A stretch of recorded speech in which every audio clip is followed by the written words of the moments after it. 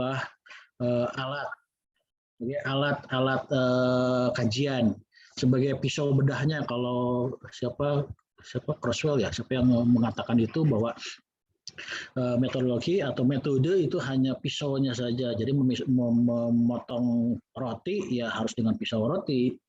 Jangan menggunakan pisau atau pisau untuk membelah tulang ya, atau bahkan membuat gergaji pohon ya, itu salah. Nah, sehingga metodologi mungkin sambil jalan harus disesuaikan dengan apa yang dipotong, sehingga metodologi itu mungkin betul berarti harus ada sesi khusus gitu ya berkaitan dengan metodologi, karena harus dikelompokkan dulu apa yang dikajinya. Jadi mungkin saya hanya akan menyampaikan tentang metodologi penulisan jurnal sebagai kapasitas saya sebagai redaktur dari Rekajiva. Baik, saya izin share. Dari share. Izin share.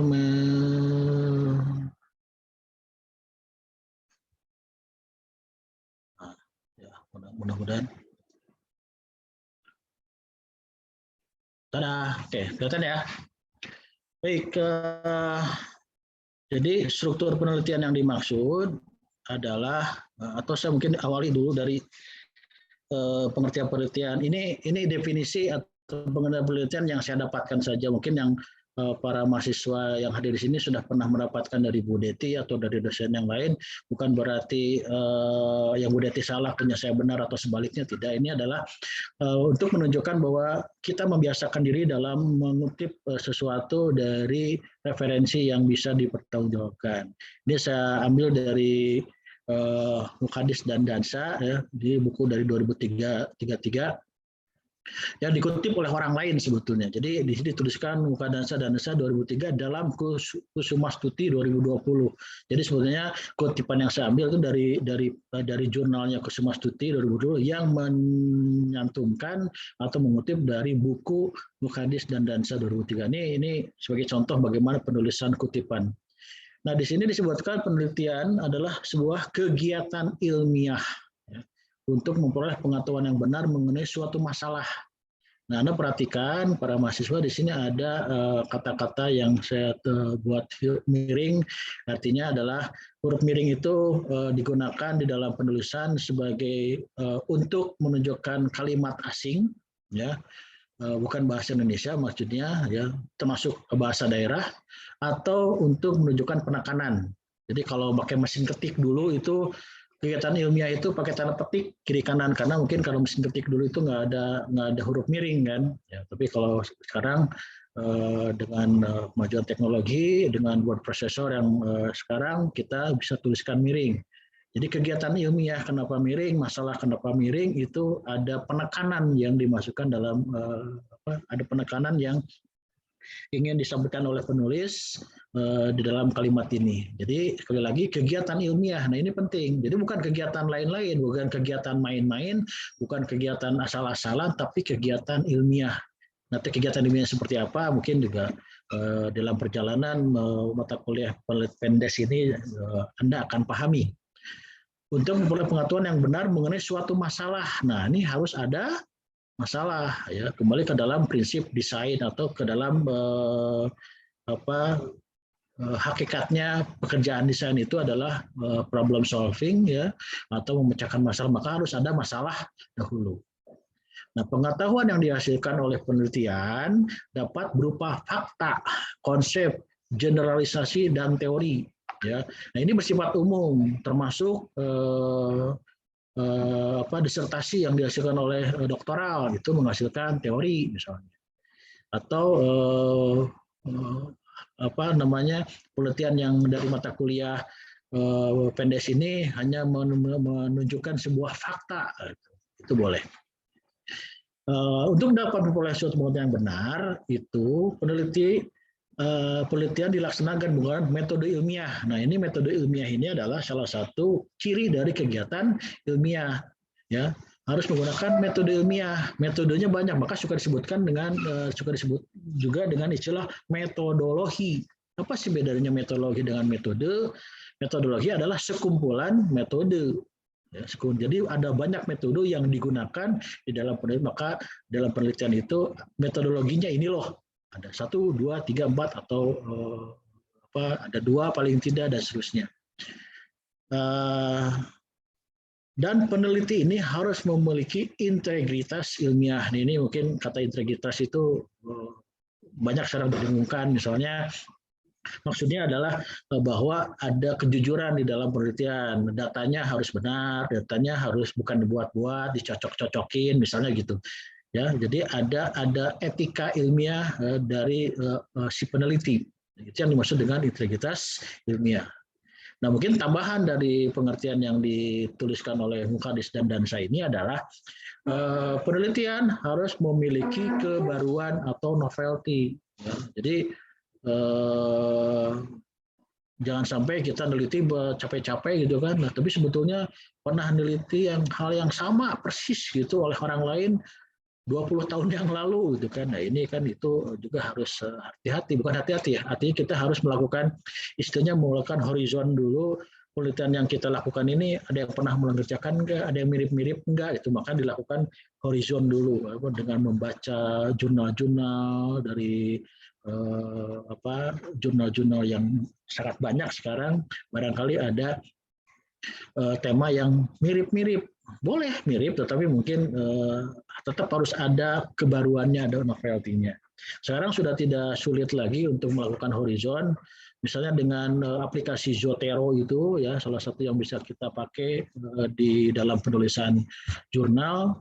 Itu kita tinggal masukkan kata kunci saja, dan nanti akan keluar apakah buku, apakah jurnal di satu Google dalam satu search engine tertentu, misalnya dari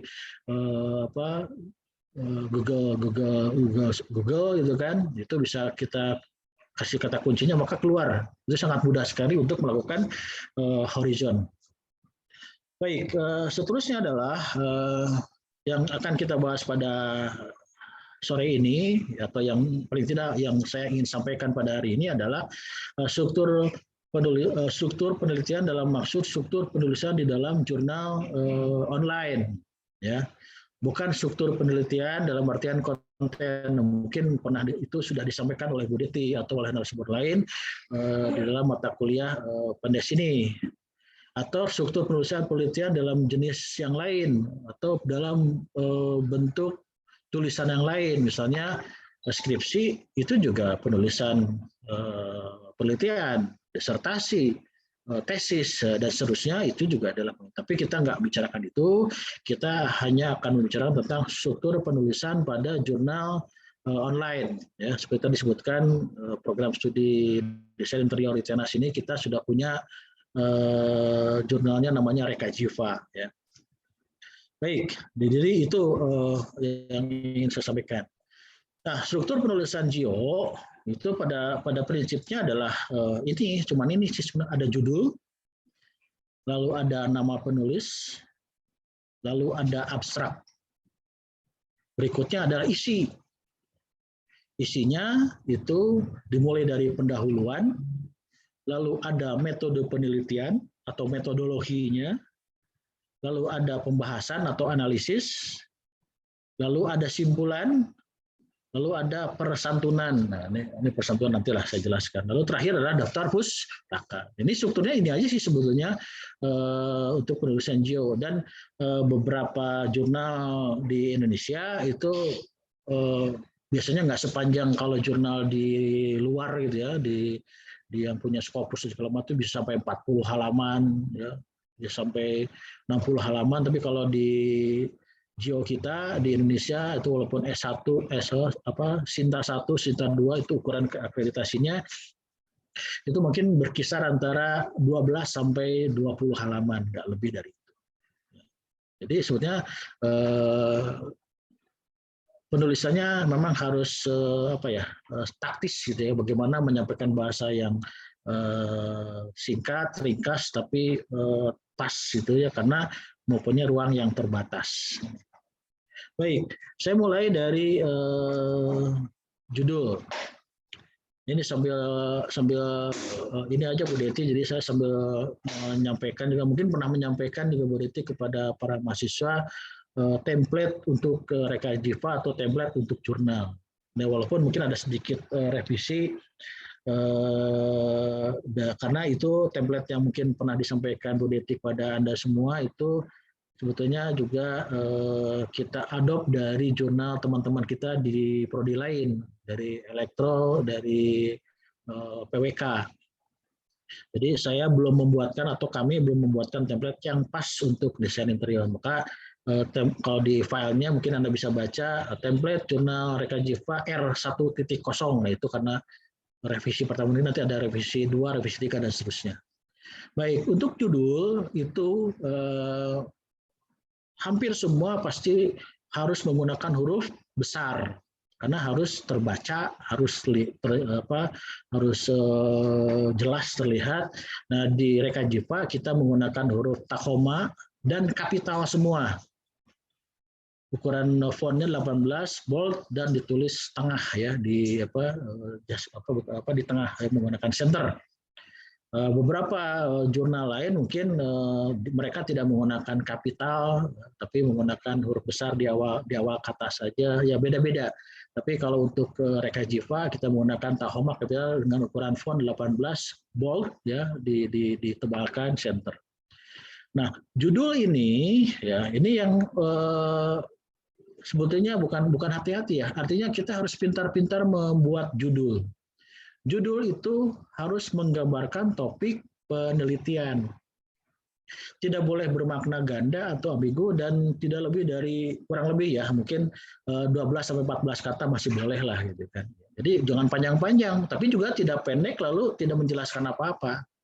Jadi judul itu kalau pembaca membaca judul Anda ya harus mendapatkan informasi ringkasan dari isi topik yang ditulis atau yang diteliti. Ini ngomongin apa sih gitu kan?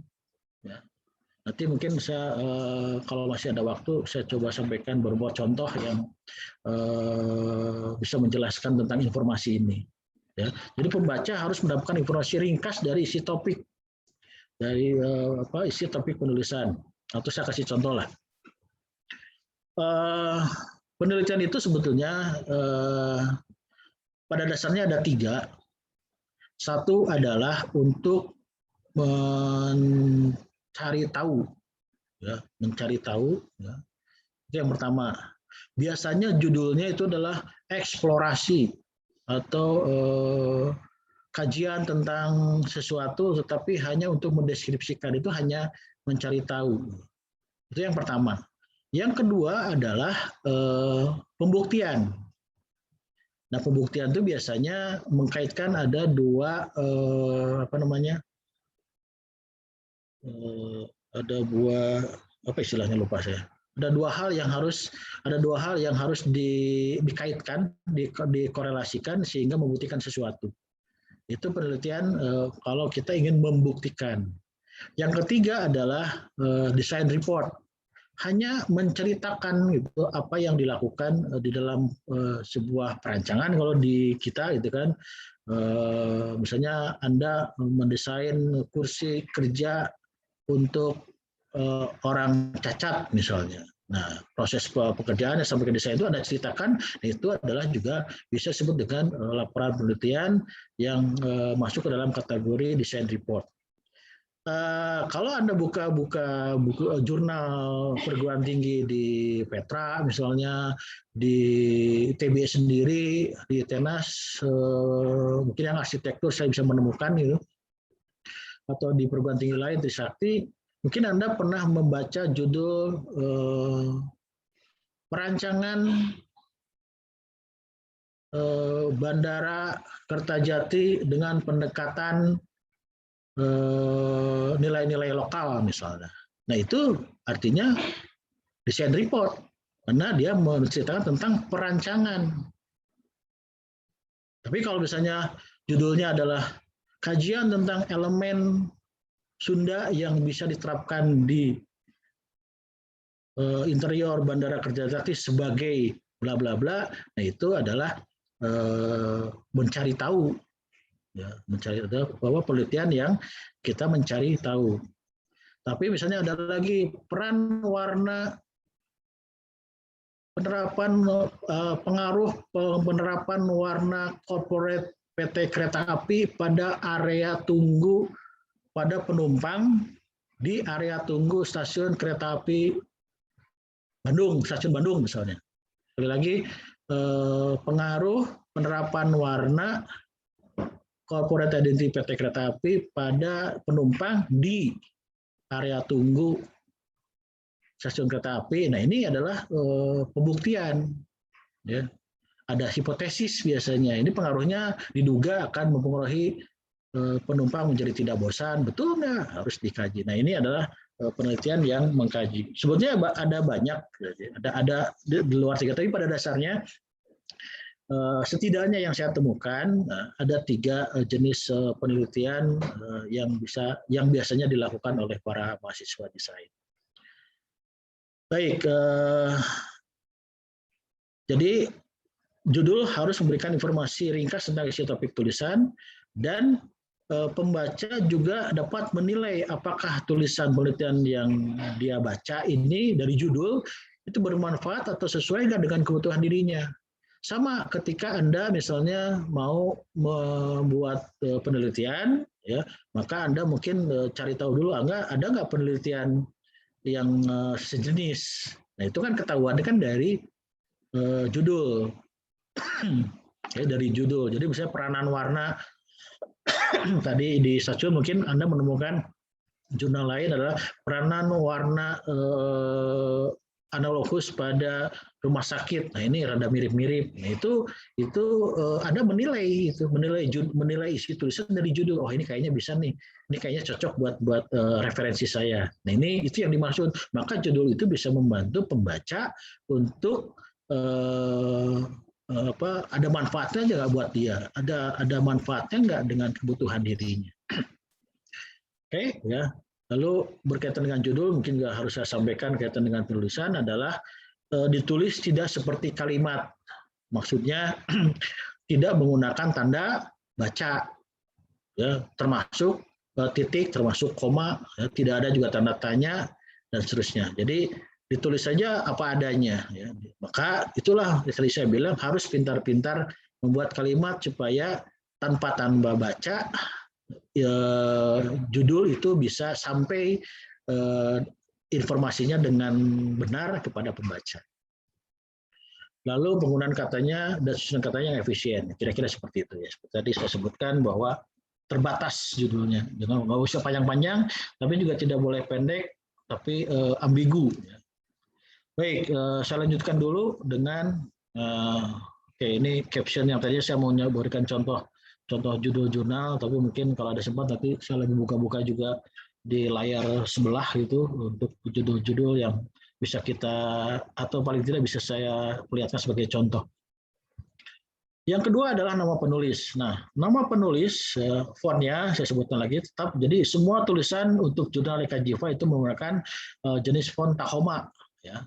Nah, untuk nama penulis menggunakan Tahoma dan juga di bold. Fontnya 12 center. Tuliskan semua nama penulis. Ya, Anwar Sukiman, Andika Dwi Cahyo, Taufan Hijaz, Waike Arif. Disebutkan semua. Ya. Sebutkan tanpa gelar. Terserah. Bukan terserah. Urutannya itu menunjukkan siapa penulis 1, siapa penulis kedua, penulis ketiga, dan keempat, dan seterusnya. Ya. Nah, lalu di bawahnya biasanya di setiap nama itu nanti dikasih Anda superscript angka 1, angka 2, angka 3, lalu di bawahnya akan ada tulisan afiliasi penulis. Ya, misalnya Anwar Sukiman, Andika Dwi Cahyo. Itu setelah Anwar Sukiman ada superscript angka 1, di Andika Dwi Cahyo juga ada superscript angka 2. Lalu di bawahnya tuliskan 1 program studi desain interior Institut Teknologi Nasional Bandung. Maupun ke Pak Andika katakanlah dari ITB misalnya program studi desain interior FSRD ITB. Nah, itu yang dimaksud dengan afiliasi. Nah, catatan untuk ITENAS tolong tuliskan afiliasinya dengan benar, dan ITLS sudah membuat pembakuan bahwa penulisan afiliasi yang benar itu bukan ITENAS atau ITENAS Bandung, tapi harus lengkap. Ya, dituliskan Institut Teknologi Nasional Bandung. Ya, jangan lupa kata Bandungnya, karena kalau nggak ada Bandung, jangan-jangan nyasar ke Malang, karena di Malang juga ada Institut Teknologi Nasional. Jadi penulisan afiliasi yang benar adalah Institut Teknologi Nasional Bandung. Nah, ada penulis korespondensi. Jadi kalau tadi ada urutan penulis 1, 2, 3, 4, tapi sebetulnya ada yang melakukan korespondensi, kan biasanya jurnal itu kan di submit ke jurnal tertentu. Jurnal ini misalnya Anda mengusulkan mensubmit tulisan, lalu sampai ke rekan JIPA, nanti oleh redaktur, oleh saya misalnya dikomentarin ya dari tulisannya. Nah, itu kan ada korespondensi antara redaktur dengan Anda sebagai penulis. Nah, siapa yang melakukan korespondensi itu ya? Nah, itu dicirikan dengan menuliskan alamat email ya. Saya tadi Anwar Sukiman penulis 1, Andika Adi Cahyo penulis 2, Boyke Arif ketiga. Tetapi yang melakukan korespondensi bukan Anwar sebagai penulis ke-1, tetapi Andika Dwi Cahyo sebagai penulis kedua. Karena di bawahnya dituliskan alamat emailnya Andika Dwi Cahyo. Ya, paham ya? Jadi bedakan antara penulis 1, kedua, ketiga, dan penulis korespondensi. Nah, penulis korespondensi ini yang melakukan korespondensi dengan pihak atau dengan redaksi dari jurnal yang dituju. Cirinya dengan apa? Dengan menuliskan alamat email. Jadi sekali lagi mohon maaf saya tidak sempat memberikan contoh di sini ya, di slide ini. Saya sudah menyediakan tapi tidak sempat. Mohon maaf Bu Deti. Baik, setelah nama itu lalu ada abstrak. Nah, ini abstrak juga menjadi catatan. Jadi ini catatan yang mungkin tolong diperhatikan, ini hal yang penting yang harus diperhatikan dalam jurnal. Pertama ya sekali lagi font ya. Ini Tahoma tetap nah ini koreksinya dari template ya. Kalau di template yang di R1.0 itu semuanya ditulis miring. Ya, baik abstraknya berbahasa Indonesia maupun abstraknya berbahasa Inggris. Tapi saya koreksi ya, Tahoma tidak dibuat miring, tetapi tetap normal. Tapi fontnya diperkecil menjadi 11, lalu ada margin yang lebih kecil dari teks yang di ini. Mungkin lebih bagusnya nanti kalau sambil lihat template rekan JIPA. Cuma koreksinya adalah tidak dibuat miring, tidak dibuat italik, tapi tetap dibuat normal. Karena yang italik itu adalah digunakan untuk abstrak yang berbahasa asing. Kalau dulu dalam jurnal yang dicetak, jurnal bukan online, itu biasanya abstrak itu terbatas, ya tidak dituliskan dua bahasa Indonesia, bahasa Inggris, ya. Jadi biasanya abstrak itu kalau memang jurnalnya berbahasa Indonesia, maka abstraknya berbahasa Inggris. Biasanya begitu, ya. Lalu itu dibuat miring. Ya, tapi misalnya ada tulisan dari luar misalnya masuk ke jurnal kita ya, jurnal cetak, maksudnya jurnal yang tadi cetak berbahasa Inggris, maka abstraknya harus dibuat bahasa Indonesia. Nah, kira-kira bedanya apa maksudnya di situ? Kenapa dulu cuma satu? Karena terbatas. Biasanya abstrak itu dia harus dalam lembar sendiri, tidak bersatu dengan. Jadi judul, nama, abstrak itu satu lembar sendiri, satu halaman sendiri maksudnya. Karena halaman berikutnya adalah sudah halaman isi. Itu kalau di jurnal bercetak. Tapi sekarang karena sudah jurnal rata-rata sudah online, jadi kita nggak masalah kalau dua bahasa jurnal itu abstrak itu menggunakan dua bahasa. Nah, untuk membedakannya ya, yang bahasa Indonesia tetap tegak, yang bahasa Inggris dibuat miring, termasuk kata kuncinya. Nah, ini koreksi dari template yang dari R1 ya, rekan JIPA R1.0 itu abstrak dua-duanya bahasa Indonesia, bahasa Inggris, tapi miring. Nah, koreksinya yang bahasa Indonesia tegak termasuk kata kuncinya, yang bahasa Inggris dibikin miring ya, di italik termasuk kata kuncinya. Oke, lalu apa yang dituliskan di dalam abstrak ya. Nah, ini harus ada latar belakang dan tujuan penelitian. Atau juga lebih khusus ada signifikasi. Signifikasi itu, ini kenapa sih penelitian ini dilakukan? Seberapa penting sih? Ya. Ada pentingnya nggak? Ada perlunya nggak? Ada ya maaf ada instruksi sebentar, Kak Prodi tidak mau online, jadi dia langsung offline di depan saya. Baik, jadi abstrak itu harus berisi latar belakang dan tujuan penelitian itu dalam 2-3 kalimat cukup ya, atau dalam signifikasi. Signifikasi itu seberapa penting sih Anda menuliskan tentang peran warna di dalam elemen interior kantor, itu buat apa sih? Ngapain sih dia bahasa ngapain sih Anda menulis itu? Emang perlu? Nah, kira-kira gitu. Wah, ini perlu Pak, karena sekarang ini warna itu berpengaruh. Nah, perlunya itu harus dituliskan di dalam abstrak dalam 2-3 kalimat. Lalu juga dalam abstrak harus disebutkan metode yang digunakan, terutama dua metode yang digunakan di dalam pengambilan data dan metode yang dilakukan dalam pembahasan. Pasti ada banyak metode, tetapi sebutkanlah metode yang kalau pembaca melihat, wah ini pakai metodenya valid nih. Ya, ini misalnya gini. Metode pengambilan data itu menggunakan pengamatan langsung. Dah aja.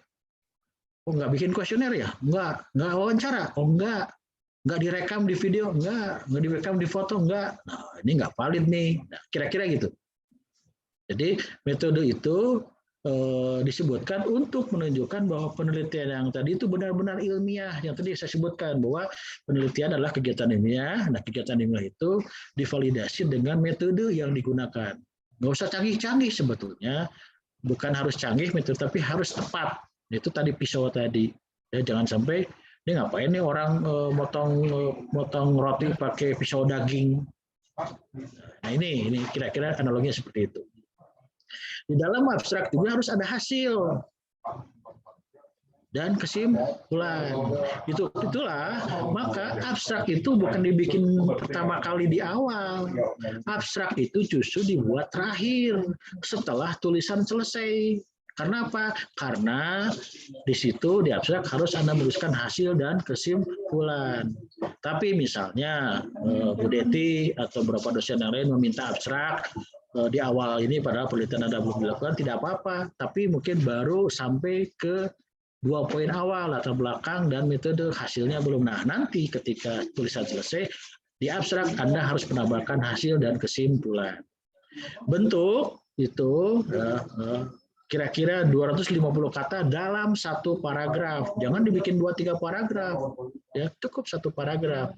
Ya. Jadi informasi tadi yang 4 tadi di atas itu harus dalam satu paragraf kira-kira 250 kata. Ya, terdiri dalam 2 bahasa Indonesia dan bahasa Inggris. Ditulis terakhir setelah penulisan atau selesai. Lalu ditutup dengan kata kunci. Saya nggak tahu nih kata kunci, ada slide berikutnya nggak? Oke. Kata kunci itu terdiri dari 3 sampai 5 kata. Jadi minimal harus 3 kata atau frasa. Ya. Kata atau frasa. Misalnya rumah sakit itu kan 2 kata, tapi itu frasa, itu dianggap dianggap satu kata kunci. Minimal harus 3. Ya. Tidak disebutkan maksimal, tapi antara 3 sampai 5 kata atau frasa. Nah, kata kunci ini juga tidak sembarangan gitu. Nah, kata kunci ini didapatnya dari mana? Didapatnya dari poin-poin penting dari poin-poin penting yang didapat dari latar belakang, dari metode, dan dari hasil. Jadi latar belakang itu ada poinnya apa? Keluarin satu kata kunci. Dari metode, apa yang poin yang pentingnya? Keluarkan satu kata kunci. Dari hasil, apa poin pentingnya? Keluarkan satu kata kunci. Jadi minimal sudah ada 3 kata kunci. Boleh Anda mendapatkan 2 lagi kata kunci untuk kata kunci ya. Oke, saya kira jelas untuk abstrak. Masuk ke isi. Nah, ini juga saya sediakan slide abstrak sebenarnya, tapi saya nggak sempat. Oke, isi mulai dari pendahuluan. Nah, ini pendahuluan itu biasanya di judulnya menggunakan Tahoma normal 11 poin justify, yaitu isinya ya. Kalau judulnya tetap center ya, bold. Nah, bikin jelasnya nanti dilihat di template ya. Lalu sama seperti abstrak menggunakan spasi tunggal, jadi spasinya rapat ya, tidak seperti di surat atau kebiasaan redaksi-redaksi lain itu menggunakan 1,5 atau 2 spasi. Nah, tapi untuk jurnal kita tetap menggunakan 1 spasi tunggal, spasi 1. Nah, pendahuluan, saya tadi lupa ya. Di dalam abstrak ini yang tidak boleh terjadi juga adalah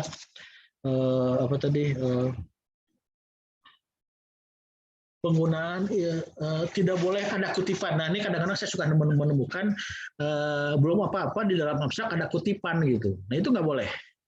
Ini tolong dicatat ya, tidak boleh ada kutipan di dalam abstrak. Jadi berdasarkan Anwar Subkiman 2010 menyebutkan bahwa material itu terjadi 4 kelompok. Nah, itu nggak boleh menyebutkan kutipan di abstrak. Lalu yang tidak boleh di abstrak juga adalah membuat singkatan. Jadi Anda tuliskan UNESCO. Anda tidak boleh menuliskan UNESCO, tapi Anda harus uraikan. Ya, uraikan UNESCO itu singkatannya apa. Jadi karena belum tentu semua orang paham tentang UNESCO. Misalnya Anda menuliskan HDII, tidak semua orang tahu HDII, tapi Anda harus menuliskannya Himpunan Desainer Interior Indonesia. Ya, tidak boleh ada singkatan. Ini tadi terlewat di abstrak. Baik, kembali kepada pendahuluan ya. Jadi pendahuluan itu biasanya dikasih angka 1 pendahuluan, kan? Judulnya bold di tengah, lalu isinya itu menggunakan Tahoma sama normal 11 justify spasi tunggal. Nah, informasinya latar belakang masalah penelitian. Nah, di sini boleh latar belakang penelitiannya Anda bikin kutipan ya. Latar belakang penelitian, karena kadang-kadang justru di latar belakang itu harus banyak kutipan. Tapi sekali lagi jangan di abstrak, tapi di sini misalnya bahwa mengatakan planet ini sudah planet bumi ini sudah tidak lagi menampung kebutuhan hidup penduduk bumi, sehingga membutuhkan 2,5 bumi untuk bisa mencukupi jumlah. Itu kata siapa? Anda kutip dari mana? Oh, kutip dari jurnal siapa, buku siapa, atau referensi apa. Nah, itu di sini boleh ada banyak menuliskan kutipan.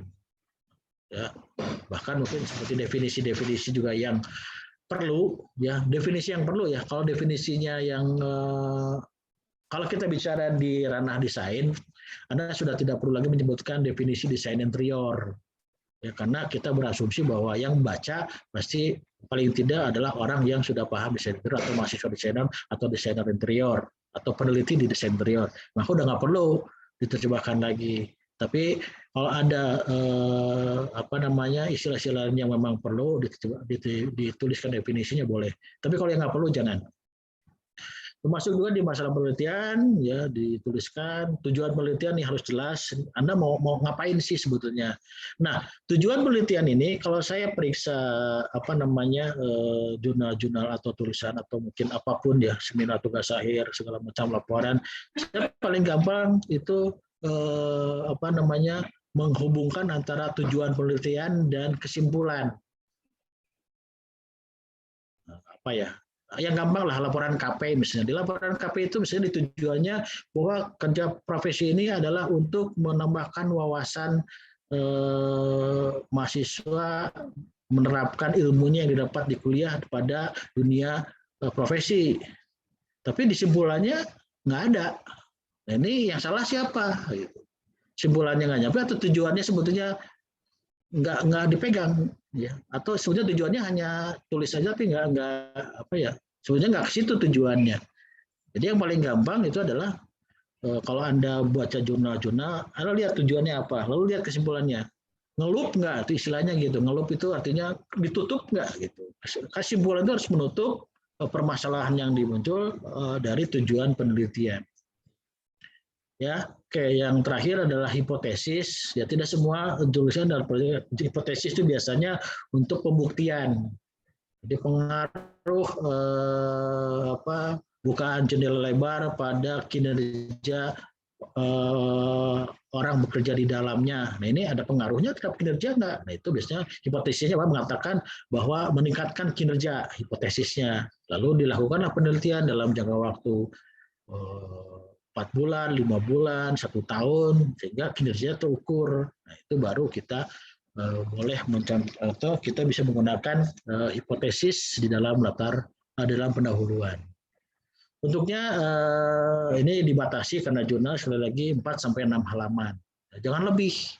Jadi strukturnya tuh sebetulnya Bu Deti akan kelihatan gitu. Sebenarnya pendahuluan itu 4-6 halaman, nanti metode itu cuma 1 halaman, pembahasan 4-6 halaman sebenarnya. Jadi kelihatan gitu struktur tubuhnya itu tebal, tipis, tebal, tipis, kurus, gemuk, kurus, gemuk, ya. Jangan sampai pendahuluannya tipis, terus metodenya tebal gitu, karena semua metode ditulis padahal nggak dipakai. Lalu pembahasannya sedikit, terus kesimpulan banyak gitu kan, karena banyak bla bla, nggak bisa begitu. Jadi kelihatan. Jadi pendahuluan itu biasanya agak gemuk, 4-6 halaman, metode itu 1 halaman, lalu analisis atau pembahasan itu 4-6 halaman lagi, lalu simpulan 1 halaman. Jadi kelihatan kan struktur tubuh dari jurnal. Dan di dalam pendahuluan boleh menambahkan subjudul di blog, misalnya 1 pendahuluan, 1 poin 1 istilah misalnya, 1 poin 2 ya apalah, terserah, itu boleh ada subjudul. Oke, itu untuk pendahuluan. Yang kelima ini metode penelitian, ya. Saya akan panjang lebar tentang metode, ya. Penulisannya sorry, ini salah tulis ya, mestinya disama dari poin 2 metode. Jadi poin 2 metode penelitian, ya. Jadi dikasih poin itu 1 titik pendahuluan, nanti 2 titik metode penelitian. Ya, di bawahnya ada subjudul, boleh 1.1, 1.2 atau 2.1, 2.2 boleh. Nah, informasi ini tentang yang penting adalah tentang kerangka berpikir. Itu sebenarnya untuk membantu peneliti cara berpikirnya dari mana ke mana, mau apa gitu. Apa parameternya. Jadi tadi yang saya bilang hipotesis itu ada 2 parameter yang dikorelasikan nih, baru ketemu istilahnya parameter. Jadi parameter ini yang semakin banyak parameter maka dibutuhkan kerangka berpikir yang efektif. Kalau tidak punya kerangka berpikir, yang sering kali terjadi adalah tulisan kemana-mana berdasarkan apa yang dia baca. Misalnya mau ngebahas tentang pengaruh warna terhadap psikologi anak di ruang tunggu. Terus dia baca tentang warna di taman kanak-kanak gitu kan. Dia kutip aja terus. Jadi sebenarnya dia nggak butuh itu, tapi karena dia baca kayaknya saya kutip deh gitu kan. Nah, ini sering kali terjadi, mengutip dari sumber yang sebetulnya nggak perlu, ya. Atau tidak dibutuhkan. Kenapa itu terjadi? Karena tidak ada kerangka berpikir. Nah, biasanya kerangka berpikir ya udah itu sudah ada berupa skema-skema gitu kan. Terserah mau bentuknya fishbone seperti yang Pak Tovan contohkan, atau mau kerangka dari bawah gitu kan, permasalahannya apa, lalu ada 2 parameter, lalu pengumpulan datanya, lalu analisisnya, lalu ketemu pada sebuah hipotesis. Nah, itu kerangka berpikir. Jadi kerangka berpikir itu menjadi guide untuk penelitian. Lalu metode yang digunakan itu terjadi pada setiap proses penelitian, tidak hanya pengumpulan data, tapi juga metode dalam pembahasannya. Kualitatifkah, kuantitatifkah, itu adalah metode pembahasan, metode dalam pembahasan. secara kuantitatif atau secara kualitatif. Nah, sebetulnya ini yang kadang-kadang, jadi metode itu adalah untuk validasi saja sebetulnya. Tetapi pisau yang tepat adalah sebetulnya adalah wawasan si peneliti itu sendiri. Nah, ini kadang-kadang berkaitan dengan percaya diri. Ya. Ketidakpercayaan diri kadang-kadang menjadikan bahwa dia akhirnya cari metode sebanyak-banyaknya. Padahal sebetulnya ketika kita punya pemikiran, punya wawasan, pengetahuan, itu sudah cukup menjadi pisau untuk menelaah. Apalagi di dunia desain, di desain termasuk seni, itu lebih banyak kajian sebetulnya yang kualitatif. Oke, nah sekali lagi metode itu untuk menentukan validasi penelitian. Oke, bentuknya tadi sebut satu halaman maksimal, tidak boleh lebih. Ya, ini semua metode dimasuk-masukin, itu ditulisin, itu kan sampai berhalaman-halaman sudah nggak perlu. Sehingga subjudul pun juga tidak diperlukan di dalam bagian metode penelitian. Ya, yang jelas ada metode yang digunakan dalam pengumpulan data dan metode penelitian dalam pembahasan. Itu saja sih sebetulnya.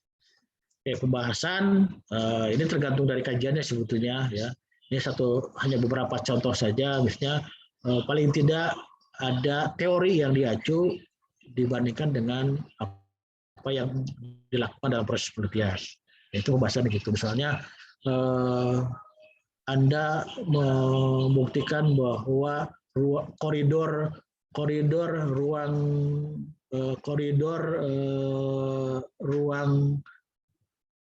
sirkulasi utama di rumah sakit Hasan itu sempit. Nah, itu masalah yang ada dan Anda punya hipotesisnya sempit. Nah, teorinya adalah berapa sih ukuran standar sebuah koridor untuk bisa dilalui oleh 4 orang, oleh 6 orang, lalu di lapangan kenyataannya berapa? Nah, itu diperbandingkan. Ini yang saya maksud dengan teori acuan dengan proses penelitian. Atau bisa juga dengan penelitian sebelumnya. Anda pernah melakukan penelitian yang sama, tapi ini kayaknya nggak begitu ya gitu. Saya mau lakukan penelitian yang sama tapi dengan objek yang lain. Lalu Anda perbandingkan boleh. Lalu itu tadi ada isi tentang pembahasan kualitatif atau kuantitatif. Maaf, tipe. Ya, sekali lagi bentuknya nih menggembok lagi 4 sampai 6 halaman dan boleh ada subjudul seperti tadi pendahuluan. Terakhir simpulan. Nah, simpulan ini sekali lagi harus menutup tujuan penelitian yang sudah disebutkan di awal. Ya, itu harus tertutup. Karena baca lagi tujuannya apa, sudah selesai belum, ya, sudah ngelup belum, sudah ditutup belum, gitu. Karena ini menjadi tolak ukur simpulan ya berkaitan dengan hasil temuan pembuktian dari pembahasan tadi. Ya. Lalu biasanya dalam simpulan juga ada saran untuk dilakukan penelitian lanjutan, baik untuk diri sendiri maupun untuk orang lain. Atau juga Anda bisa menguraikan potensi penelitian lanjutan, baik untuk diri sendiri maupun oleh orang lain. Penelitian ini sebetulnya belum selesai. Sebetulnya kalau ini ditingkatkan, karena misalnya kan penelitian punya keterbatasan. Misalnya penelitian yang sifatnya pengukuran, baik kualitatif maupun kuantitatif, itu tergantung dari waktu. Mengukur 4 bulan dengan mengukur 2 tahun itu beda. Karena keterbatasan waktu, penelitian ini hanya dilakukan pengamatan selama 4 bulan. Sebatas sebetulnya menurut teori ini sebaiknya dilakukan benar-benar dalam paling singkat 12 bulan. Maka disarankan mungkin ini bisa dilakukan. Ini ada di dalam simpulan. Bentuknya bisa 1-2 halaman, disampaikan secara ringkas, bisa dalam bentuk pointer boleh. Ya, tapi kalau di dalam jurnal biasanya lazim dituliskan dalam di dalam paragraf. Tapi kalau mau pointer tidak apa-apa. Ya, supaya ketahuan menutup dari tujuan yang sudah disebutkan di awal. Oke, kalau tadi istilahnya di awal saya menyebutnya persantunan. Saya memang agak setuju dengan istilah itu. Saya lupa nemu di mana istilahnya. Tapi biasanya dalam JO itu ada satu paragraf ucapan terima kasih ya. Karena penelitian itu pasti dibantu oleh orang lain, dari narasumber, dari dosen pembimbing misalnya, atau dari fasilitas yang diberikan. Nah, Anda boleh menyebutkan dalam satu paragraf atau dalam beberapa kalimat saja sebagai kesantunan lah, kesantunan Anda bahwa penelitian ini kan bermanfaat, nah, tapi juga manfaat ini tidak ada artinya tanpa bantuan pihak-pihak tertentu. Nah, ini yang disebut dengan persantunan. Lalu terakhir adalah daftar pustaka. Daftar pustaka saya tidak ingin banyak menyinggung karena mungkin mestinya sudah disampaikan di bahasa Indonesia, di mata bahasa Indonesia.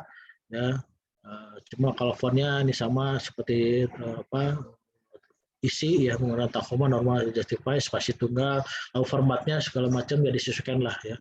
Stylenya sebenarnya di tablet sudah ada, walaupun mungkin nanti ada beberapa koreksi. Yang penting adalah dikelompokkan mengikuti tipe jenis rujukan. Maksudnya ada publikasi. Ya, publikasi itu adalah jurnal atau buku. Itu kelompok pertama. Kelompok kedua adalah artikel. Artikel baik di majalah, di koran, atau di website. Asal jangan blog ya, karena blog itu kan tidak bisa dipertanggungjawabkan. Lalu juga mungkin ada kelompok peraturan undang-undang ya, atau peraturan menteri itu Anda sebutkan, itu juga boleh sebagai referensi, tapi dikelompokkan, jangan dicampur aduk. Ya. Lalu di dalam jurnal itu biasanya ada kriteria batasan. Untuk jurnal itu saya juga redaksi rekan jurnal sebenarnya belum menetapkan antara 3 atau 5 rujukan publikasi ya minimal ya. Jadi buku atau jurnal itu minimal 3 atau 5, tidak boleh kurang dari itu. Jadi kalau banyak referensinya banyak tuh, ada peraturan, ada 10 artikel dari majalah, ada 20 gitu, tapi buku yang diujinya cuma 1, jurnal 1, enggak berat ya. Jadi ada batasan minimal 3 atau 5 referensi publikasi ya, baik cetak maupun elektronik ya, jurnal. Ya. Dan buku atau jurnal itu biasanya juga dibatasi 5 tahun terakhir. Nah, kenapa lebih baik menggunakan jurnal? Karena jurnal biasanya lebih usianya lebih up to date ya. 2020 kemarin, 2019 gitu kan, 2017 ya ada batasan. Tapi kalau buku jangan-jangan bukunya tahun 50 ya. Pak Boyke belum lahir aja buku itu udah ada. Jangan-jangan terlalu lama, itu juga biasanya jadi kriteria untuk bahan rujukan. Baik, ini terakhir saja. Jadi Reka Jiva, ini covernya ya, mungkin kalau Anda buka OJS ITENAS nanti akan banyak keluar jurnal, ada Reka Rekayasa Hijau, ada Reka Matra, ada apa ya. Nah, salah satu adalah Reka Jiva. Ini covernya seperti ini dan ribbon ya. Jadi karena sudah lebih, terakhir itu 2014 itu sudah tidak ada publikasi lagi ya. Jadi bayangkan udah lebih dari 14 6 tahun lebih itu. Udah 8 tahun ya, 8 tahun tidak ada ini, sehingga ketika mau dibangun kembali sebaiknya menggunakan format baru, nama baru dan seterusnya. Jadi ini istilahnya ribbon gitu kan. Jadi Reka Jiva, jadi nama resminya adalah Reka Jiva Jurnal Prodi Desain Interior FAD Institut Teknologi Nasional. Ini rencananya akan terbit 2 kali dalam setahun, jadi 2 nomor dalam 1 volume di bulan Juni dan Desember. Nampaknya untuk tahun ini, walaupun kita sudah ini karena situasinya memang demikian ketat gitu, sepertinya lasut lagi Bu Deti untuk tahun ini. Tapi misalnya dari misalnya begini, taruhlah misalnya, tapi juga sulit ya. Misalnya taruhlah gini, ada di setelah UTS ini ternyata jurnalnya ini ada berapa orang sih Bu? Ada 58. Udah 40 lebih kan, 40, anggap saja ada 2 dari 58, anggap saja 50 masa sih tidak ada 25 25 jurnal yang bagus gitu kan, setengahnya saja gitu. Kita nggak bilang 60% atau 70%, kita bilang 50% aja. Berarti kan sebetulnya sudah ada 20 tulisan aja. Nah, 20 tulisan itu sebetulnya sudah bisa menutup 2 nomor, Juni dan Desember. Ini sebetulnya itu kan di atas kertas gitu kan. Tapi ya biasanya ya kesibukan berkata lain gitu. Tapi sekali lagi Rekajiva sejauh ini tim redaksinya sudah terbentuk, termasuk juga redaktur tamu dari perguruan tinggi lain, termasuk juga reviewernya juga sudah siap, kita siapkan dari perguruan tinggi lain untuk membaca atau mereview tulisan-tulisan masuk ke Rekajiva. Jadi sudah persiapkan, mudah-mudahan kalau tidak lasut di tahun ini ya tahun depan 2022 harus ada di bulan Juni dan Desember kita punya 2 nomor. Saya kira itu saja yang bisa saya sampaikan. Terima kasih Bu Deti, terima kasih semua. Mudah-mudahan bisa memberikan manfaat buat semua di pagi hari ini. 16.20 tuh, sejam lumayan. Terima kasih Bu Deti. Ya, baik, terima kasih Pak Anwar. Sebetulnya saya ada satu contoh artikel di Rekajiva yang lama, mau ditayangkan atau kita buka tanya jawab? Yuk. Boleh dulu ditayangkan, mungkin sambil saya tadi contoh judul, mungkin saya komentari judul, komentari apa namanya abstrak gitu, boleh. Sebelum tanya jawab, silakan Bu. Oke, izin ya saya menampilkan. Bentar.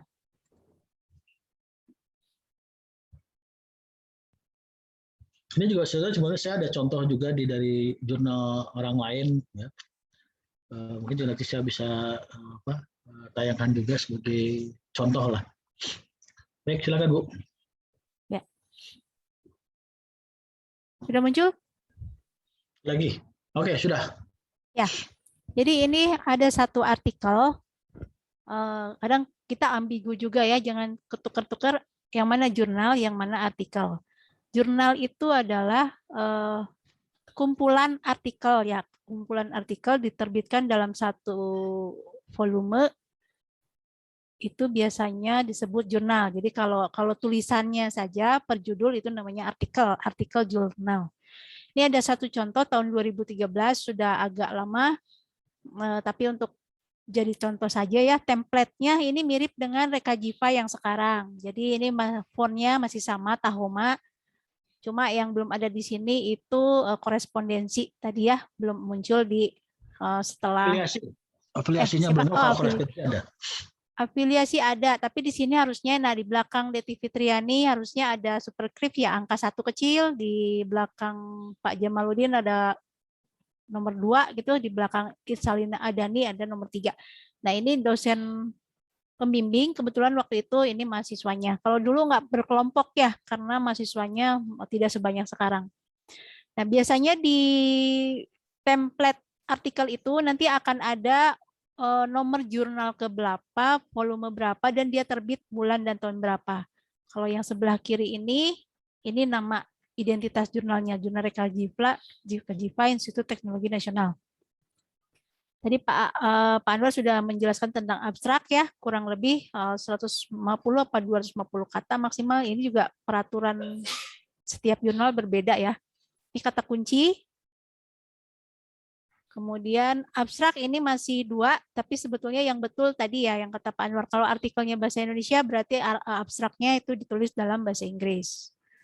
Nah, di halaman berikutnya, ini akan selalu tertulis nama penulis ketiga-tiganya. Jadi ditulis di header.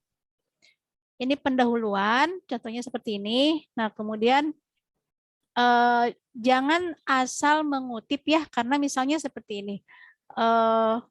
Jamaludin 2007.2.27 ini artinya Irsalina mengutip pernyataan Bapak Jamaludin dalam bukunya yang ditulis tahun 2007 halaman 27. Ini saya akan cross check ke daftar pustaka.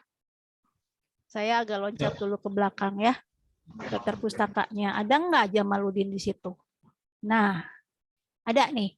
Jamaluddin tahun 2007 menulis pengantar desain mebel, penerbitnya PT Kiblat Buku Utama di Bandung. Kalau Anda tidak mencantumkan ini di daftar pustaka, saya khawatir nanti terkena sanksi plagiarisme ya. Takutnya bermasalah di dalam narasi.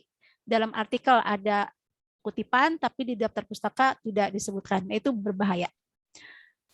Termasuk yang lainnya, ini Menon tahun 79 dalam kalimat 1996, ya berarti kalimat 1996 dia menulis apa, ini juga harus ada di daftar pustaka ya. Terus ini contoh penempatan gambar, gambar selalu center biasanya, tidak terlalu kecil. Terus ada judul gambar dan sumber gambar. Nah, ini saya lengkapi lagi, kalau sumber gambar itu selain alamat websitenya apa, harusnya kalau sumber-sumber yang dari website itu harus ada tanggal diakses tanggal berapa, karena kan website itu bisa update ya, tidak seperti buku tercetak. Nah, yang kedua ini sebetulnya bahasa kategorinya adalah ini kalau di laporan ilmiah resmi ini kajian pustaka. Jadi kumpulan-kumpulan teori tentang rotan. Saya balik dulu tadi judulnya lupa. Jadi Irsalina dalam penelitian ini mengangkat judul desain kursi berbahan baku rotan dari masa ke masa. Nah, berarti kalau sekilas tadi dikaitkan dengan jenis-jenis penelitian yang disampaikan Pak Anwar. Nah, kita cari tahu ya, apakah ini termasuk penelitian yang membuktikan sesuatu atau mencari tahu atau desain report. Nah, karena Irsalina tidak membuat desain kursi rotannya, jadi ini bukan termasuk desain report. Kemungkinan kalau persepsi saya ini adalah penelitian yang bersifat mencari tahu. Jadi bagaimana perkembangan kursi rotan dari masa ke masa gitu ya. Jadi Irsalina mencari tahu tentang perkembangan kursi rotannya. Tuh. Nah, jadi yang kedua ini rotan sebagai bahan baku desain industri, Irsalina ini mengumpulkan teori-teori yang berkaitan dengan rotan. Nah, tadi Pak Anwar bilang bisa ada subbahasan ya, subbahasan. Ada misalnya karakteristik rotannya dari warna, dari kilap, dari baunya, dari berat, kekerasan, dan sebagainya.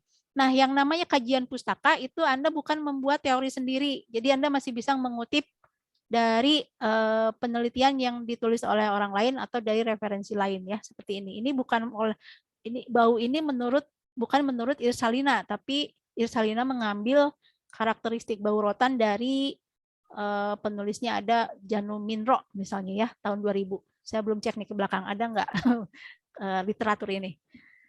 Jadi Anda kumpulkan setelah pendahuluan selesai ya, Anda kumpulkan teori-teori yang berkaitan dengan rotan tadi ya, diameternya, terus apalagi ada keteguhan tekan, kekakuan, bahkan keuletan rotan dan sebagainya ya.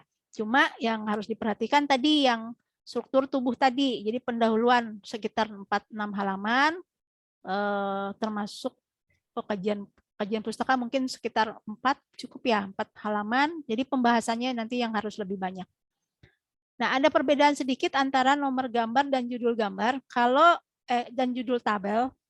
Kalau tabel itu diletakkan di atas. Jadi tabel 1 tentang apa misalnya keteguhan, lengkung, dan tekan beberapa jenis rotan. Nah, kalau judul tabel ini di atas, sumbernya disebutkan, tapi kalau judul gambar di bawah ya.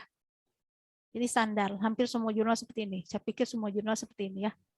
Terus konstruksi, nah konstruksi juga silakan. Jadi Irsalina tidak membuat teori konstruksi sendiri, konstruksi rotan sendiri, tapi dia mencari penelitian-penelitian tentang konstruksi rotan yang sudah ada, misalnya dari buku Sujono tahun 99 ini. Jadi silakan gambarnya boleh dipakai, boleh, tapi Anda harus mencantumkan sumbernya. Terus anyaman rotan ini masih teori-teori. Nah, kita cari pembahasannya mana gitu ya. Nah, ini adalah pembahasannya. Jadi ini harus sudah analisa Anda sendiri, hasil pemikiran Anda sendiri tentang perkembangan rotan itu. Kalau misalnya gambar, karena istilah Irsalina ini tidak mendesain sendiri, kalau gambar masih bisa menggunakan referensi dari orang lain. Tapi Irsalina dan tadi ada 3 penulis ya. Dalam bagian pembahasan ini bisa mencantumkan gambar-gambar referensi dari lain, misalnya dari sumber lain. Misalnya ini gambar ini mencerminkan ke contoh desain rotan bergaya klasik, misalnya ngambilnya dari website mana. Terus semakin modern, desainnya semakin berubah, semakin simpel. Kemudian dari sisi material juga ada kombinasi dengan besi. Terus dari sisi warna juga misalnya sudah berubah menjadi lebih, apa istilahnya di sini, lebih colorful seperti ini. Kemudian dalam perkembangan berikutnya yang terakhir sudah ada material rotan sintetis dan sebagainya ya. Masuk ke kesimpulan. Kesimpulan saya belum bahas dulu karena saya lupa ini isi jurnalnya seperti apa ya. Terus nah daftar pustaka kurang lebih seperti ini. Jadi dikelompokkan berdasarkan jenisnya dulu ya. Jadi dari buku, kemudian dari sumber internet, lalu ada survei dan wawancara. Sebetulnya ini yang survei ke PT Pesona Ratan Cirebon misalnya ya. Tapi kalau wawancara kan harusnya sama personal ya. Jadi nama orangnya siapa, kadang-kadang nama orang siapa, jabatannya apa, atau keahliannya apa gitu. Kemudian tanggal dan waktu wawancara dicatat. Kalau di penelitian yang resmi, bukan jurnal, maksudnya di laporan penelitian yang yang tebalnya, yang bab 1, bab 2, bab 3 itu, pertanyaan wawancara dilampirkan di lampiran, tapi kalau di jurnal tidak perlu dilampirkan. Itu contohnya nanti saya ini kirim ke grup ya, ke grup contohnya supaya bisa dilihat. Pak Anwar ada tambahan? Yuk. Oke, mungkin ke judul sama abstrak di atas ya. Jadi sedikit tadi ini. Di judul itu ada spasi yang terlalu lebar, ya. Jadi spasinya harus 1, jadi tidak rapat. Lalu desain kursi berbagai rotan dari masa ke masa ini juga sebenarnya mungkin di awal judulnya sudah menentukan seperti ini, tetapi dalam perkembangannya sebetulnya bisa diperbaiki, direvisi. Misalnya taruhlah misalnya yang dibahas hanya di Indonesia, maka desain kursi berbagai rotan dari masa-masa di Indonesia misalnya. Ada pelengkap tempat dan waktu. Bisa ditambahkan dari masa ke masa itu, kalau lebih spesifik lagi di masa post war misalnya, artinya post war karena mungkin kalau sebelum post war itu artinya perang dunia kedua ya, karena sebelum perang dunia kedua mungkin tidak ada rotan. Nah ini bisa memperjelas informasi yang yang bisa disampaikan dari judul. Lalu abstrak ini juga saya kira mungkin ada yang belum ya, dari kayak latar belakang, lalu metode dan hasil ini sepertinya belum kelihatan di sini. Lalu kata kunci juga ya ini hanya nulis kursi, rotan, masa ke masa itu mestinya nggak begitu gitu kan. Jadi yang ngapain ada kata kunci kursi gitu kan. Ada rotan yang pentingnya apa sih poin pentingnya gitu kan. Adalah saya nggak tahu ya dari tulisan di dalamnya itu tadi seperti apa, tapi yang secara teori adalah Anda harus menemukan, penulisnya harus menemukan kata kunci dari pendahuluan. Bukan dari judul. Ya, bukan dari sekedar judul, bukan dari sekedar apa yang ada dalam pikirannya gitu kan. Masa ke masa itu ya saya kira juga bukan kata kunci gitu. Jadi ini kata kunci kursi, rotan dan masa ke masa ini bukan kata kunci sebetulnya. Maksudnya kata kuncinya adalah perkembangan misalnya atau apalah. Mungkin harus dicari lagi kata kuncinya. Saya kira itu aja sih Bu kalau dari contoh ini yang bisa saya komentari kaitan dengan materi yang saya sampaikan. Oke. Baik, saya stop dulu. Kita buka sesi tanya jawab ya Pak Anwar Singh. Ya, silakan Bu. Silakan dari mahasiswa, ada yang mau bertanya? Jeng jeng. Tes, halo. Halo. Halo, ada Pak Tovan ternyata. Pak Tovan mau bertanya? Oh, namanya boleh? Boleh Pak. Boleh Pak. Tadi mau komen soal jurnal yang ditayangin tadi. kalau judulnya dari masa ke masa itu sebenarnya menunjukkan itu kaitannya dan kajian kesejarahan ya. Kalau menyebut dari masa ke masa itu bukan bahasa ilmiah, itu bahasa koran dan semuanya. Kalau dari masa ke masa itu dari zaman dunia belum terbentuk sampai dunia akan kiamat, ya itu masa ke masa juga kan. Ya, harus jelas. Luas. Kajian kesejarahan itu ada periodenya. Periode waktunya mungkin dari 45 sampai 60 atau dari periode zaman kolonial saja gitu. Atau zaman postmodern saja gitu. Itu yang atau saya boleh tayangin sedikit ya. Tadi saya kaitkan dengan metode ya. Boleh. Saya share screen ya.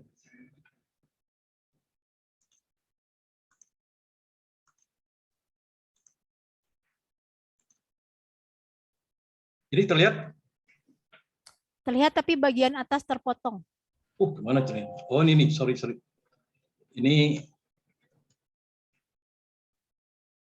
ini gimana caranya? Ntar saya stop share. Gambar ini enggak? Bisa di zoom out dulu, baru di share kayaknya Pak. Ya. Ini ada banyak. Nah ini ya. Ya. Nah ini kalau kita lihat, ini kan skema secara membesar dari mengecil sampai ke membesar dari metode dari penelitian desainnya. Ini objeknya itu kan desainnya. Nah, melihat faktor-faktor apa yang terkait dengan desain itu dalam kita meneliti itu harus jelas dulu. Karena desain itu banyak sekali faktornya. Di sini ada faktor bagaimana masyarakat mengapresiasi, bagaimana penerimaan dari masyarakat terhadap desain itu, bagaimana diseminasi desain itu dikembangkan di dalam masyarakat. Terus kemudian dari sisi kreasinya juga. Baru kemudian setelah itu dikaitkan dengan kajian. Kita mau mengkaji dari segi sejarah, teknologi, atau semiotik, atau ekonometri, atau segi keekonomiannya gitu, laku apa tidak gitu ya. Kemudian dari sisi psikologi, komunikasi, sosiologi, budaya, antropologi, falsafah, estetik. Nah ini kajian-kajian yang bisa dipilih sebenarnya. Tapi harus dijelaskan di dalam pendahuluan. Desain yang kita lihat itu masalahnya terkait dengan faktor apa. Lantas kajian yang kita khususkan di situ adalah misalnya kalau tadi yang dicontohkan dalam jurnal dalam artikel itu tentang kesejarahan itu. Berarti harus terkait dengan satu periode masa gitu. Ini dijelaskan di dalam pendahuluan ini kaitannya ini. Desainnya ada masalah apa dengan desain, dilihat dari faktor apa, kemudian kajiannya apa saja gitu. Ya, misalnya kemudian ini banyak sekali ada 12 faktor kajian yang bisa dikaitkan dengan faktor yang akan melingkupi desain itu ada 4 sini. Faktor apresiasi terhadap desain itu, kemudian faktor penerimaan dan faktor diseminasi, kemudian faktor kreasinya sendiri gitu. Nah, kajian itu ada 12 dan metodologinya itu bisa metodologi yang terkait dengan deskripsi. Ya, kemudian bagaimana kajian perkembangannya menyelidiki pola dan urutan pertumbuhan dan seterusnya. Kemudian ada penelitian metodologi sejarah, ya, merekonstruksi masa lampau secara sistematis dan objektif. Kemudian korelasional, mendeteksi sejauh mana variasi pada suatu faktor berkaitan dengan variasi yang lain. Kemudian praktikal. Nah, ini proyek desain ini yang mungkin termasuk dalam desain report tadi itu. Proyek desain model visual ini bisa dijadikan bahan metodologi yang disebut sebagai desain report tadi. Desain reportnya sebenarnya metodologi itu ya. Dengan cara melaporkan. Metodologi itu sebenarnya cara menyelesaikan masalah yang dilihat. Atau cara untuk menyelesaikan masalah atau memberi solusi terhadap masalah yang dilihat di dalam desain terhadap faktor-faktor yang menjadi yang jadi bahan kajiannya gitu. Jadi metodologi itu ada banyak hal yang bisa dikaitkan, bisa juga dengan metode eksperimental. Ini bertujuan memperoleh informasi dan jalan eksperimentasi, mencoba sehingga menemukan inovasi. Terus kemudian ada metode studi kasus. mengembangkan keterampilan baru atau cara pendekatan baru. Studi lapangan, mempelajari secara intensif latar belakang keadaan yang sekarang ataupun yang pada masa depan, satu periode atau misalnya dikaitkan dengan periode waktu tertentu gitu. Kemudian metodologi kajian, metodologi tindakan, yaitu mengembangkan keterampilan baru, cara pendekatan baru, dan pemecahan masalah dengan penerapan langsung pada situasi yang aktual. Ini metodologi dengan tindakan. Gitu. Kemudian ada kausal komparatif, ini membandingkan. Biasanya kalau kita meneliti interior itu biasanya komparasi. Gitu. Kalau tujuannya adalah mengkaji suasana, ya, atmosfer ruang, itu harus membandingkan satu kasus ruang dan kasus ruang lain supaya terjadi perbedaannya apa, baru kita laporkan itu perbedaannya itu. Baru kita bisa membuat satu generalisasi dari hasil perbandingan itu atau komparasi itu. Itu metodologi yang terkait dengan dengan penelitian desain. Tapi tetap harus, kalau tadi saya lihat dari literatur yang artikel yang antara pendahuluan, kemudian kajian pustakanya tidak nyambung. Kemudian dari tadi setelah ini pembahasannya tidak nyambung juga. Kemudian juga judulnya tidak nyambung. Kan dari masa ke masa itu kesejarahan. Tapi kok ada konstruksi mebel keluar, ada bagaimana sambungan mebel, ada berat rotan, ada bau rotan, dan seterusnya. Itu nggak nyambung dengan sejarah gitu. Karena apa? Karena tidak dalam kerangka seperti ini gitu. Ini kan harus relate semua ini. Dilihat faktor desainnya apa, kemudian kajiannya apa, metodologinya apa, nyambung semua, ditarik gitu. Sehingga tidak ada yang mubazir dari kalimat-kalimat yang keluar itu, baik dari abstrak, baik kemudian dari pendahuluan, baru kemudian kajian pustakanya sampai kepada analisisnya. Itu nyambung semua. Tidak ada yang masalah-masalah yang di luar dari yang dilihat itu, yang dipermasalahkan itu, yang kemudian dicarikan solusi untuk menyelesaikannya. Jadi selain judul sangat menentukan, karena judul itu kompres dari semua faktor-faktor kajian dan metodologi, termasuk juga masalah yang ditemukan, itu judul itu langsung menggambarkan singkat atau secara singkat abstrak. Abstrak itu berisi metodologi, kemudian temuan, kemudian bagaimana cara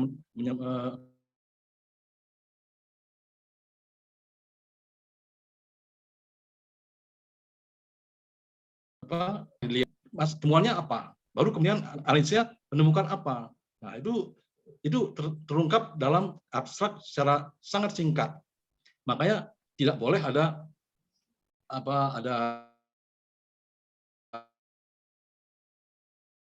kutipan-kutipan di sana, karena itu sudah dipahami dan diyakini sebagai sebuah landasan penelitian oleh si peneliti gitu. Nah, itu yang saya lihat tadi dari artikel itu tidak nyambung ya antara judul dari masa ke masa, kemudian uraian pendahuluannya nggak ada sebut sejarah. Kok terkait dengan hal-hal yang sifatnya teknis. Baru kajian pustakanya kok tentang rotan, tentang baunya, tentang beratnya, kemudian tentang konstruksinya. Sementara itu tidak ada lagi dibahas di dalam di dalam analisisnya. Kesimpulannya juga nggak nyambung sama sekali. Gitu. Jadi seolah-olah itu hanya copy paste disusun-susun sesuai dengan format. Jadi bagaimana bisa menyelesaikan masalah? Padahal penelitian itu adalah menyelesaikan masalah gitu. Dengan cara apa dan cara metodologi itu. Kajian apa yang dipakai, kemudian faktor-faktor apa yang dilihat dalam desain itu. Itu yang bisa kita lihat dari skema yang bulat ini, yang memusat ini. Dari masalah yang paling kecil sampai melebar ke paling besar. Itu terima kasih. Maaf agak lama ceritanya. Pak. Nanti kayaknya yang metodologi penelitian kayaknya pembicaranya saya sudah menemukan. Pembicaranya mungkin Pak Tovan ya. Nanti setelah UTS ya, setelah UTS nanti akan ada workshop 2 khusus tentang metodologi penelitian ya Pak. Insya Allah. Saya mohon bantuan ke Pak Tovan nanti. Insya Allah siap. Ya ini berkaitan dengan artikel yang tadi ya Pak, kayaknya itu agak rancu antara penelitian sejarah dengan penelitian deskriptif ya Pak. Iya. Jadi yang di di pembahasannya lebih banyak mendeskripsikan kan sebetulnya ya dan bagian kajian teorinya, jadi tentang karakter rotan dan sebagainya ya. Sementara pembahasannya tidak ke arah sejarah rotannya ya Pak sebenarnya. Betul. Terlalu banyak referensi yang diambil sehingga bingung dia. Karena dia tidak punya kerangka berpikir. Ya. Ini mungkin Pak, nanti saya titip di workshop yang kedua, mungkin perlu dijabarkan dari awal dari jenis penelitian. Jadi penelitian kuantitatif, kualitatif juga kayaknya itu perlu dibahas lagi. Kemudian baru metode penelitiannya, ya Pak ya? Iya. Oke, siap. Baik, terima kasih. Masih ada waktu 15 menit lagi. Saya masih buka sesi tanya jawab. Silakan mahasiswa. Ada yang mau bertanya? Bu, mohon maaf, izin bertanya. Ya.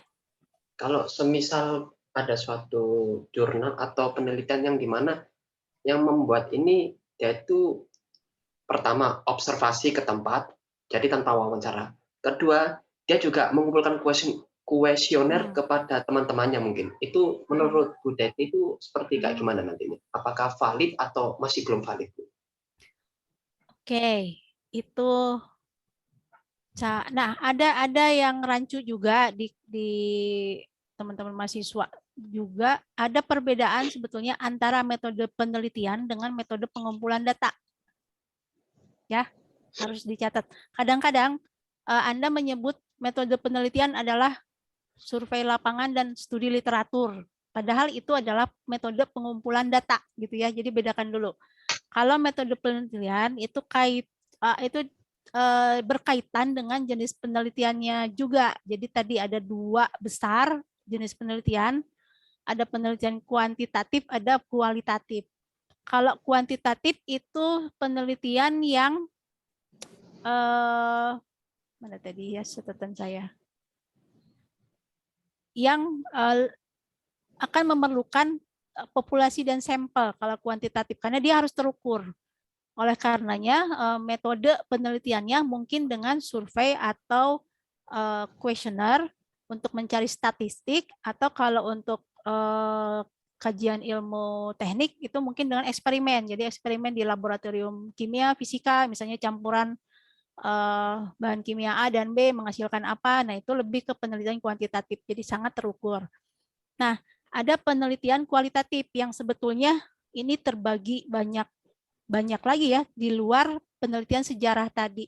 Kalau penelitian kualitatif, kalau mengacu ke metode penelitian yang ditulis oleh Crosswell, itu ada fenomenologi riset, terus ada ground theory, teori dasarnya, kemudian etnografi, studi kasus, satu lagi penelitian naratif. Nah, ini biasanya penelitian kualitatif ini, metode penelitian yang dilakukannya biasanya lebih mudah dengan mendeskripsikan, makanya suka ada istilah metode penelitian deskriptif analitis ya.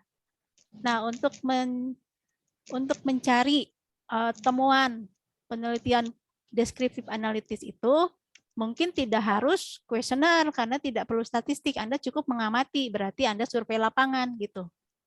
Nangkep nggak ya kalimatnya? Evan, nangkep nggak? Oke, jadi tidak semua harus dipakai. Anda tidak perlu harus ada kuesioner, harus ada wawancara, harus ada survei lapangan, ya, harus ada eksperimen. Nah, tentukan dulu Anda mau mencari apa, baru mencari datanya lewat apa gitu ya.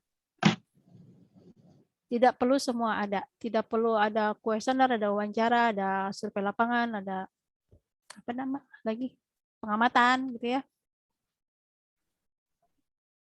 Jelas Evan? Saya tambahkan boleh Bu Deti? Jelas Bu. Boleh ya. Silakan. Jadi begini Saudara Evan, kalau kuesioner itu dibutuhkan ketika judulnya itu melibatkan orang ya. Melibatkan orang dalam bentuk pendapat atau opini. Misalnya pengaruh warna merah misalnya pada kafe ini terhadap kepuasan pengunjung gitu. Nah, ada kepuasan pengunjung gitu ya. Atau pengaruh layout atau pengaruh gaya apa terhadap kepuasan. Nah, kepuasan pengunjung hanya dapat diperoleh dari kuesioner, dari nanya gitu ya. Kita nggak bisa ngarang ya. Kan kuesioner itu lupa berapa ya, minimalnya 40 atau berapa gitu ya. Di bawah itu nggak boleh, nggak valid gitu. Ada kok kayak survei itu ada batasan minimalnya berapa. Jadi ketika pengaruh desain apa terhadap kepuasan pengunjung. Nah, ya orang yang ditanya gitu. Oke. Bisa juga untuk menentukan apa bagus tidak secara awam gitu ya. Maka ditanya ke orang ketika Anda mau misalkan judulnya apa perbandingan desain A, B, C gitu ya. Anda ingin membuat ingin mengetahui pendapat orang mengenai desain A, desain B, desain C, Anda membuat kuesioner. Lalu nanti kesimpulannya dari jawaban orang itu, kuesioner itu diketahui oh ternyata 50% menyukai desain A gitu, yang B 25% misalnya C, nah gitu ya, ngerti ya. Jadi melibatkan responden itu untuk yang penelitian-penelitian yang menyangkut pendapat orang gitu ya, opini orang. Gitu. Oke, ngerti ya. Terima kasih. Ya, Pak. Terima kasih Bapak. Baik. Ada lagi pertanyaan?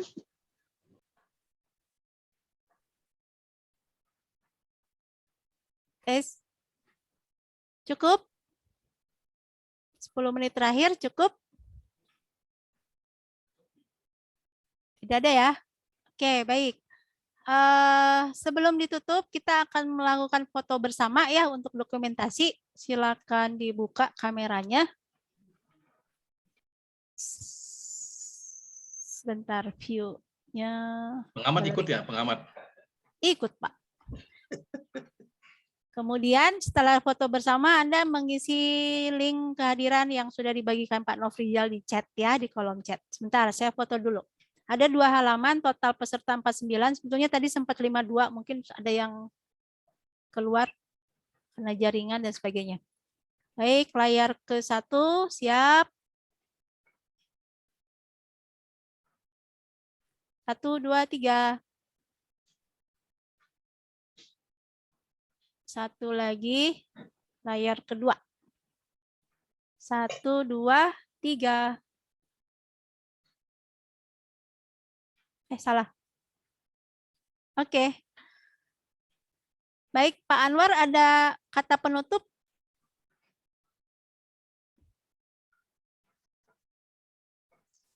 Mana? Masih mute.